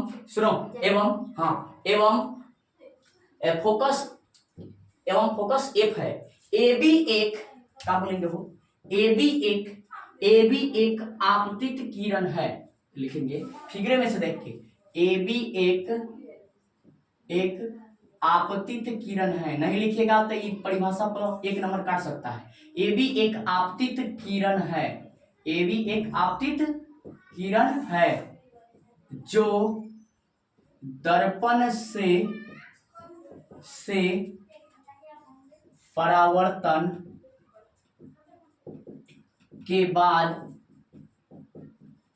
फोकस से होकर गुजरती है या गुजर रही है, ठीक है। अब ये मेरी एक बात दिखा देंगे, तब तक आ गया। बस 4 मंत्र तो हम लोग जान रहे हैं, इसको सिद्ध करने के मानने वाला तनी याद कर लीजिएगा। कैसे, देखिए याद होगा, समझ लीजिए। माना कि एमएन एक अवतल दर्पण है जिसका ध्रुव P वक्रता केंद्र C फोकस F है। AB एक आपतित किरण है जो दर्पण से परावर्तन के बाद फोकस से होकर गुजर रही है। बस अर्थात में यहाँ दिखा देंगे हम लोग एक बात, क्या अर्थात में कि एम सीपी जो है, सीपी बराबर क्या लेंगे, आर लेंगे। सीपी को आर कह रहे हैं। पीएफ जहां मिलेगा, पीएफ बराबर क्या लिख देंगे, छोटा एफ लिखेंगे। अब आइए चारों रूल पे चलिए आइए आगे बढ़ते हैं। सबसे पहले हम लोग को इसमें आना है, किसमें, ये तो परावर्तन का नियम लगाना है। 4 गियर नहीं याद है, पहला परावर्तन, दूसरे का क्या लगाइएगा, एकांतर कोण, तीसरे का क्या लगाइएगा, समद्विबाहु त्रिभुज, चौथा बीपी के काफी निकट हो। बस काम खत्म। 4 गो में पूरा 100% सिद्ध हो जाएगा, अभी ना बताए हैं। आइए तो परावर्तन का नियम लगाइए, तो परावर्तन का नियम यहाँ मतलब ये वाला, तो त्रिभुज, ये त्रिभुज बोल रहे हैं, इसमें ए बी सी, कोण ए बी सी, आई का नाम लिखिए पहले, ठीक है। तो लिखेंगे कोण ए बी सी बराबर इसका आप नाम लिखिए आर का, क्या लिखेंगे कोण सी बी एफ, लिखेंगे कोण कोण सी बी एफ, इसको कह लीजिए ये काहे बराबर है, लिखेंगे परावर्तन के नियम से, काहे बराबर हो, परावर्तन के नियम नियम से, परावर्तन के नियम से, ये कह लीजिए कौन समीकरण फर्स्ट, कौन समीकरण फर्स्ट। अब दूसरा, आइए अब दूसरा चलेंगे, तो दूसरा अब एकांतर कोण लगाना है, परावर्तन का खत्म तो एकांतर, एकांतर मतलब यह दो समानांतर रेखा है और इसको एक तिर्यक छेदी रेखा एक डॉट वाला काट रही है, तो हाई आई या हाई आई आपस में बराबर होगा, मतलब इसका नाम लिखना है, इसका आई का फिर ई आई का नाम लिखना है, मतलब बी और सी का कोण का नाम चर्चा करना है। तो आइए क्या लिखेंगे, क्या लिखेंगे कोण, क्या लिखेंगे कोण ए बी सी बराबर कोण, इसका आप नाम लिखना है, इसका कोण बी सी एफ, क्या लिखेंगे कोण बी सी एफ, ये कैसे बराबर है, तो कहेंगे एकांतर कोण से, काफी से एकांतर कोण से, ठीक है। ई हो गया मेरा कौन समीकरण, सेकेंड समीकरण। अब देखिए समीकरण 1 और 2 को का एलएचएस ध्यान से देखिए, तो एलएचएस और एलएचएस आपस में बराबर है, क्या करेगा दोनों, कहेगा चलो चलते हैं कहाँ घूमे तारों के शहर में, चल जाएगा ये दोनों करेगा, चल जाएगा घूमने, देखेंगे समीकरण 1 तथा 2 से, समीकरण 1 तथा 2 से क्या ये दोनों बराबर, तो चल गया कान्हा पर हाथ जोड़ा के घूमने, ई के कहेगा कि तुम ही बराबर हो जाओ, तो ये बराबर हो जाएगा, कौन कौन कौन बराबर होगा बताइए, कौन कौन बराबर हो जाएगा, ये कौन सी बी एफ बराबर ये कौन बी सी एफ, होगा कि नहीं होगा। आइए अब इहो गियर लग गया, अब क्या लगाना है, समद्विबाहु त्रिभुज, क्या लगाना है समद्विबाहु त्रिभुज, तो समद्विबाहु त्रिभुज में इनमें कौन समद्विबाहु त्रिभुज है, आइए इस फिगर में हम आपको थोड़ा सा डार्क करके समझा देते हैं।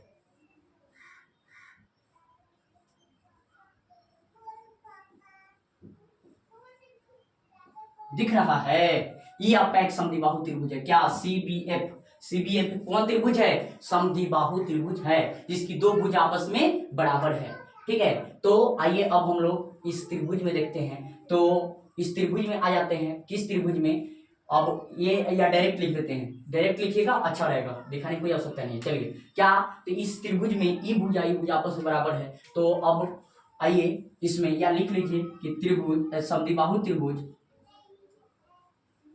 वहीं पे दिखाते हैं, चलिए अच्छा रहेगा, बड़ा ज्यादा नहीं करना है। तो क्या लिखेंगे बी एफ, ये दोनों ये कौन त्रिभुज है, समद्विबाहु त्रिभुज है, इसीलिए लिख देंगे कि बी एफ बराबर सी एफ, बी एफ बराबर सी एफ, यहाँ दिखा दीजिएगा तो काम हो जाएगा, का है तो समद्विबाहु त्रिभुज से, समद्विबाहु त्रिभुज से, एग्जामिनर समझ जाएगा कि वो पोस्ट में दिखाया है। ये कौन समीकरण हो गया, ये 1 2 तो ये कौन हो गया 3, ये मेरा हो गया तीसरा समीकरण। अब एफ चलना है क्या, चौथा लगाना है, और चौथा में देख के वाला प्रूफ हो जाएगा क्या, चलिए तो यदि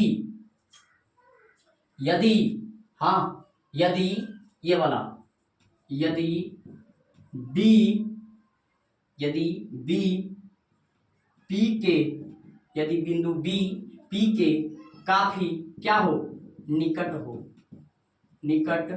हो तो अगर ये निकट आ जाए तो क्या होगा, बी जो है बी हिवा है, अगर ये बी हिवा खड़ा है, अगर गिरेगा तो क्या बराबर हो जाएगा, पहले क्या था पी एफ, बी एफ था, बी एफ गिरेगा तो क्या बराबर होगा पी एफ के, तो अर्थात यदि बी पी के काफी निकट आ जाए तो उस क्रम में हम लोग क्या देखेंगे कि बी एफ जो है वो केकरा बराबर हो जाएगा पी एफ के। ई मेरा हो गया कौन समीकरण, 4 समीकरण 4। अब आइए फिर तारों के शहर वाला बात आया, ई आपस में बराबर है, तुलनात्मक विधि से साइड होगा, क्या लिखेंगे बताइए, समीकरण क्या लिखाएगा वो, समीकरण 3 तथा 4 से, समीकरण 3 तथा 4 से, तो 3 तथा 4 से ई साइड हो जाएगा, क्या होगा सी एफ बराबर क्या होगा पी एफ, सी एफ बराबर पी एफ। अब आइए इतना तक समझ में आए, इतना ही से नहीं समझ में आता है कितना विद्यार्थी को, इसको फिर से हम थोड़ा समझा दे रहे हैं, ध्यान दीजिए, सी एफ बराबर पी एफ जो है, अब बताइए पी एफ को, पी एफ को तो एक कर देंगे, अभी नहीं रखिए धरले से, क्या सी एफ को कुछ करे नहीं, आगे बढ़िए, सी एफ को हम कुछ नहीं कह रहे हैं, सी एफ को हम कुछ नहीं कर रहे हैं तो क्या करेंगे, सी एफ को कुछ नहीं कर रहे हैं तो क्या करेंगे समझिए। सी है आहे कहाँ पी है, ये मान लीजिए एगो लंबा रस्सी है 10 मीटर लंबा, मान लीजिए कि गोलू रस्सी कीन के ले आया, इसका भाई है कहाँ पर से हई एफ बिंदु पर से 5 मीटर काट के भाग गया, तो आप क्या कीजिएगा, बताइएगा कि नहीं, ये कितना हुआ बता दीजिएगा, कैसे बताइएगा। पूरा रस्सी 10 मीटर था, इतना गोलू किन के लाया 10 मीटर लंबा रस्सी, गोलू 5 मीटर लटोन वाला काट के लेके भाग गया, तो हई कई मीटर बचा 5 मीटर। का किए हैं पूरा में से, पूरा बोले तो का सीपी में से जितना काट के भागा है पीएफ ओके घटा लिए हैं, तो हई निकल गया, हई सीएफ निकल गया। सीएफ कितना हो का पूरा में से इतना घटा दिया, आइए हई पूरा में से इतना को घटा लेंगे तब नहीं हो जाएगा, तो इसके जगह पक्का लिख देंगे, सीएफ की जगह पक्का लिखाएगा, बताइए तो सीएफ की जगह पर लिखाएगा CP minus PF, CP minus PF बराबर पीएफ। बोलिए आया कि नहीं आया। यहाँ से आप दोनों तरफ पीएफ पीएफ जोड़ भी सकते थे, हाँ अच्छा उतना हमको अच्छा नहीं लगता, यहीं से ठीक है। अब क्या करेंगे बताइए, अब क्या करेंगे, अब यहाँ से ध्यान दीजिए, अब क्या करेंगे, यहाँ से सीपी के सीपी माइनस पीएफ होने भेज देंगे, प्लस एगो पीएफ था, एगो माइनस पीएफ होने गया प्लस पीएफ, तो कई गो पीएफ हो गया, दूगो यानी करिए एगो सीपी था, लिख दिए सीपी के सीपी, एगो पीएफ है, एगो पीएफ कई गो पीएफ, दूगो पीएफ। अब यहाँ सीपी का मान रखते, सीपी को क्या कर रहे थे आर, तो यहाँ आर रख देंगे, आप बराबर 2 का 2, पीएफ को क्या कर रहे थे एफ, तो एफ आपका एगो फॉर्मूला सिद्ध हो गया, आर बराबर 2एफ, देखिए है ना आर बराबर 2एफ का सिद्ध नहीं हो गया, हो गया। अब यहाँ ये दिख रहा है कि नहीं आपको, ये दिख रहा होगा, ठीक है, ये आपको दिख रहा होगा, नहीं दिख रहा है तो थोड़ा सा हम देख लेते हैं कि आपको दिख रहा है कि नहीं। हाँ दिख रहा है, चलिए दिख रहा है, तो आगे अब हम आगे बढ़ रहे हैं। यहाँ से क्या करेंगे, हमको मिल गया आर बराबर मिल गया 2f, यहाँ से f का मान निकालिए, तो इसको हम चाहे तो लिख सकते हैं ए 2f बराबर r, इसीलिए f बराबर क्या सिद्ध हो गया, f बराबर r/2, f बराबर r/2, ये आपका प्रूफ हो गया फॉर्मूला, यही ना सिद्ध करना था, चलिए सिद्ध हो गया। तो आज का क्लास इतना ही, लाइट भी कट गया, फिर मिलते हैं नेक्स्ट क्लास में, इस पे आधारित कुछ प्रश्न करेंगे और ये टॉपिक को आगे करेंगे। ऐसे आप कमेंट करके जरूर बताइएगा कि वीडियो आपको कैसा लगा, ठीक है, धन्यवाद।